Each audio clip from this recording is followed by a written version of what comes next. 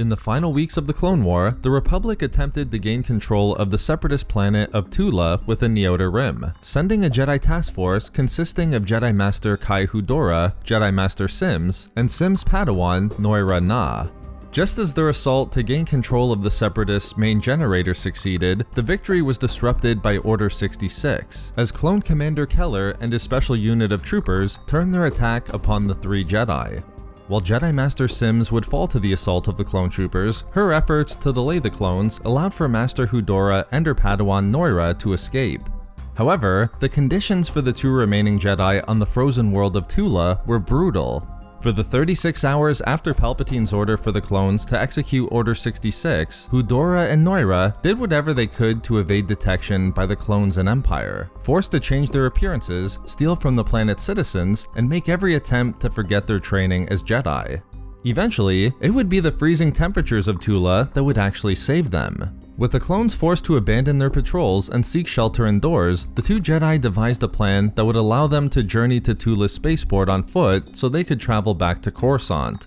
Having to isolate themselves from any means of communication to avoid capture from Commander Keller and the clones, Hudorra wasn't able to receive the message from Jedi Master Obi-Wan Kenobi to avoid Coruscant, and thus, they traveled to the former Republic capital for help and answers. But even without Obi-Wan's warning, Hudorra knew the danger involved and committed to hiding the true identities of himself and Noirah. After arriving on Coruscant, Hudorra and Noirah immediately traveled to the Jedi Temple, finding a massive fire on the temple steps that served the cleanup operations undertaken by the new Empire's clone troopers. Blending in with the large crowd that had gathered around the temple, it was clear the citizens were still processing the events of the past few days, with some concluding the Jedi were traitors, while others were skeptical about such claims. However, it's then that the Padawan would see another Jedi emerge from the crowd to stand at the bottom of the steps leading to the temple. Dressed in his Jedi robes and with his lightsaber in hand, the Jedi Knight spoke to the citizens of Coruscant watching, explaining that the Jedi Order had always been their protectors and the protectors of the Republic. But like everyone in the war, they became the victims of the corrupt galactic government. The Jedi Knight then attempted to rally those in attendance to fight back against the Empire, telling them that they had a choice. They could either allow their freedoms to be ripped from them, or they could join him and fight. Even more interesting, the Jedi revealed he could sense there were other Jedi present within the crowd, and speaking to them directly, he called on them to help him so they could find justice for their fellow Jedi. Initially, the Jedi Knight's words impacted Padawan Noirah, who reached for her lightsaber before being stopped by Master Hudorra.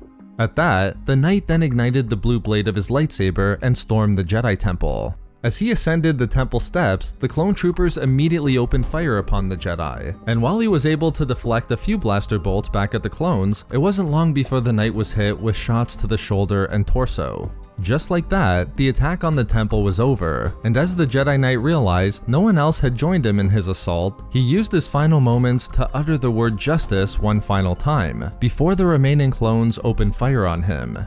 The action of the single Jedi Knight was a profound learning moment for Padawan Noirah, and for Master Hudorra as well. Although she initially believed they should have helped, the Jedi Master made it clear there was no amount of Jedi that could have helped the Knight.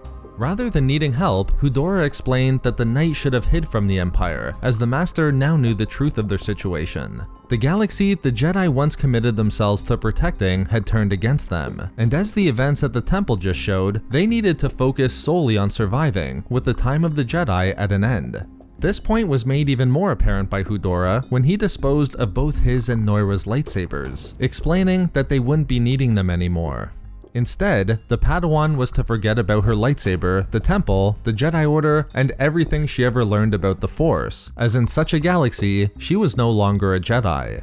As Hudorra explained, it was up to them to hide from the Empire so the Jedi Order could one day rise again and be reborn. He told her to get as far away from Coruscant as she could to start a new life, using the lesson of the fallen Jedi Knight to demonstrate the importance of forgetting her past, including Master Hudorra. With that, Noirah turned and departed from the Jedi Master, walking through the streets of Coruscant to pursue a new life outside of the Jedi Order. So there we have it, how a Jedi Knight tried to rally an attack upon the Jedi Temple following Order 66 and failed. Thank you very much to all of the Patreon members of Star Wars Reading Club, as your support is so greatly appreciated. You can find all of our social media links and a link to our Star Wars gaming channel in the description below for updates and even more Star Wars content. We love making these videos, so why not subscribe for more fun Star Wars theories and discussions. Also, if you enjoyed the video, think about giving a like or leaving a comment. If not for me... For Commander Keller.